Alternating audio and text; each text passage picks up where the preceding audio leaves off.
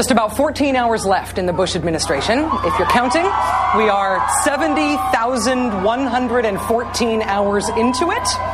So if you're into percentages, that means we are 99.98% of the way through the Bush administration. We have a calculator. So what could happen in the last 0.02% of his tenure? Well, earlier today, still President Bush commuted the prison sentences of 2 former U.S. Border Patrol officers. They were convicted of shooting a drug smuggler who fled across the Rio Grande, after they stopped his vehicle, which was containing more than 700 pounds of marijuana.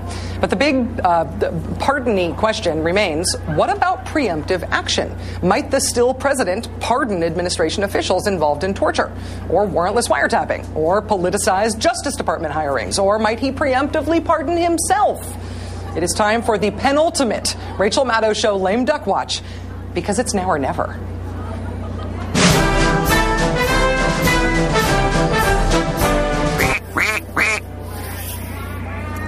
The calls for a reckoning are growing by the day, and not just from progressives outside the government.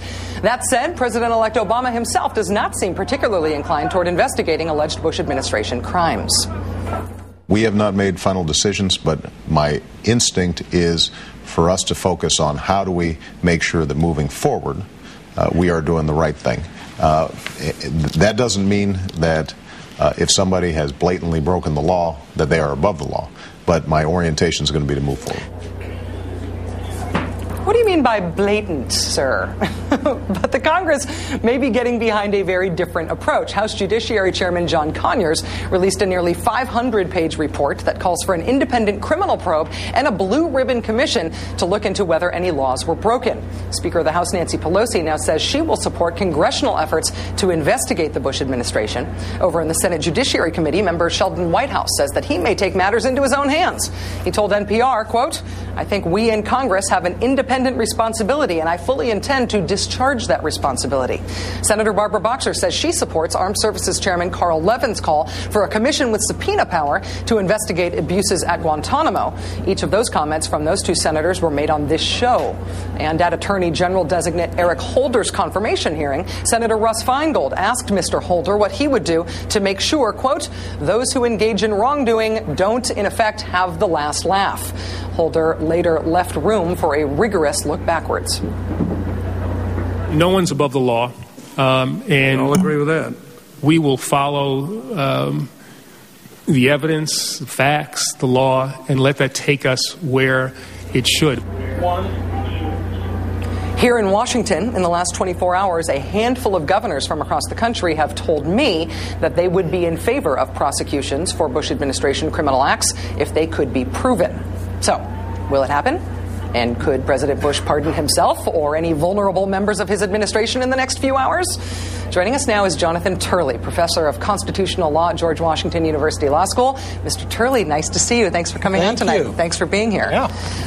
This story is not going away. Everybody is talking about whether to investigate Bush administration officials, to potentially prosecute them. Do you think that Obama and his team realized how hot an issue this would become and would stay? I don't think so. I don't think the people in that building thought it. I mean, that building is where principals go to die. And they haven't, because there's been this groundswell of people saying, look, you might be able to get away with an electronic surveillance program and say that's just a crime we're not going to allow to be prosecuted. But these are war crimes. These are a special category. And they're beginning to see they're not getting traction by selling this commission. The question is going to be whether the same effect can be placed on the Obama administration. I mean, the downside to all the pageantry, and it is certainly well-deserved, is it's important for the people that lift their hand in front of that building to understand the difference between the man and the mandate. And the mandate here, as far as I understood it, was that we're going to have a true change where people would be held accountable. And all this talk about civility makes it sound like it's just simply uncivil to investigate people for war crimes. Yeah. If war crimes are to be investigated and potentially prosecuted, how much of the impetus for that procedurally could come from Congress and how much has to come from the administration? If, for political reasons, however wrong they may be, the administration decides to not go for it, can Congress do it? Not really. Yeah. I mean, the fact is that the Commission and Congress are not going to have the effect of simply President Obama, when he does become president tomorrow, getting out of the way. All they have to do is say, we're going to allow the law to be enforced. That's not a very difficult thing to say, but it's going to be inconvenient. But principle is always inconvenient. It's never a good time for principle. And so that's going to be the test. But you know what, I think that the new Barack Obama, the President Obama, is going to find it very hard to go around the world and to say that we're now again the nation of rules of law if the first act he commits as president is to walk away from a confirmed war crime. If the administration has confirmed that they tortured people, and they have right, used the T word, they have described what they have done, which is recognized as torture. It's something for which we have prosecuted people.